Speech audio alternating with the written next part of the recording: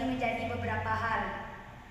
Dan juga terdapat indikator sebagai standar pembentukan kelompok sosial. Kelompok sosial ini dibagi menjadi dua klasifikasi. Yang pertama, tipe-tipe kelompok sosial teratur, dan yang kedua, tipe-tipe kelompok sosial tidak teratur. Baik, sekarang kita akan menjelaskan tentang tipe-tipe kelompok sosial yang teratur. Tipe-tipe kelompok sosial teratur ini diklasifikasikan menjadi beberapa hal. Yang pertama, klasifikasi kelompok berdasarkan besar kecilnya jumlah anggota. Yang kedua, klasifikasi kelompok berdasarkan derajat organisasi. Yang ketiga, klasifikasi kelompok berdasarkan atas interaksinya.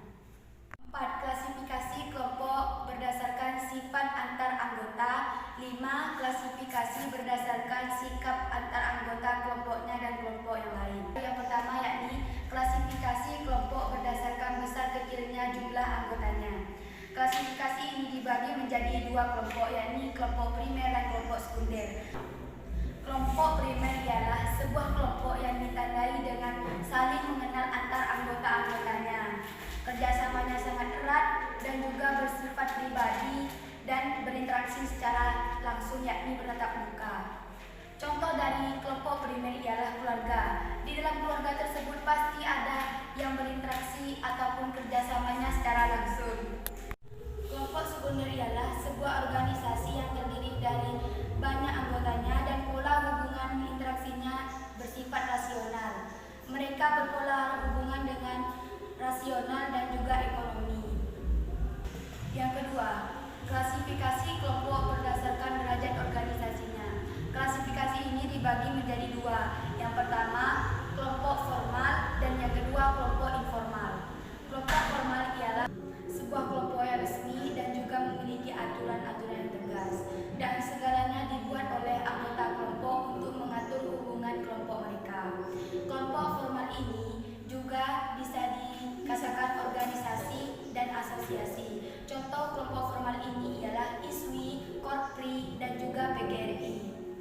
Kedua, kelompok informal. Kelompok informal ialah sebuah kelompok yang tidak resmi dan juga tidak memiliki struktur yang tidak pasti, seperti klik dan juga kelompok arisan. Kelompok arisan ini tidak memiliki struktur arisan, maka kelompok arisan ini belum tentu pasti.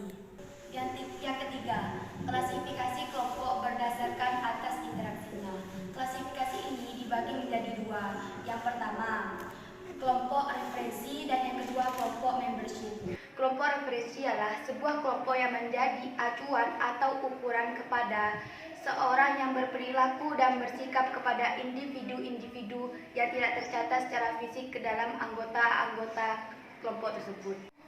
Contoh dari kelompok referensi ialah seperti suku Batak yang mengenali peribahasa dan berperilaku seperti suku Jawa. Itu sudah termasuk dari kelompok referensi. Karena suku Batak ini tidak termasuk secara fisik bahwa ia suku Jawa, tapi dia mengenali peribahasa dan berperilaku seperti suku Jawa. Baik, yang kedua ialah kelompok membership.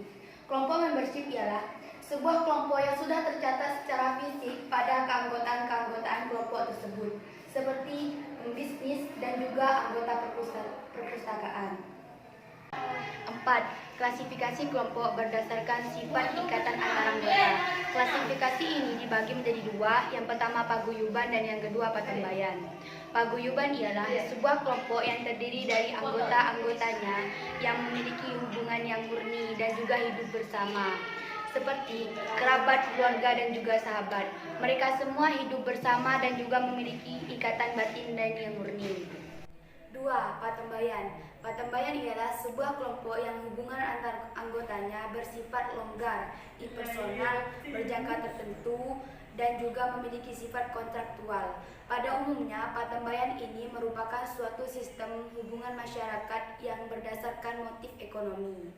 Contoh dari patembayan ini ialah ikatan pekerja dan juga hubungan perjanjian usaha. 5. Klasifikasi kelompok berdasarkan sikap antara anggota kelompoknya dan kelompok orang lain. Klasifikasi ini dibagi juga menjadi dua. Yang pertama, in-group dan juga out-group. In-group ialah suatu kelompok sosial yang dijadikan sebagai tempat individu mengidentifikasikan dirinya. Contohnya seperti memiliki perasaan dekat kepada anggota orang lain dan juga bangga terhadap kebesaran nama anggota kelompoknya. Kedua, outgroup. Outgroup ialah suatu kelompok di mana oleh individu-individunya diartikan sebagai lawan in-group. Contohnya seperti golongan berkulit putih dan juga golongan orang-orang berkulit hitam. Yang penjelasan dari tipe-tipe kelompok sosial. Baik, saya Hulia selaku perwakilan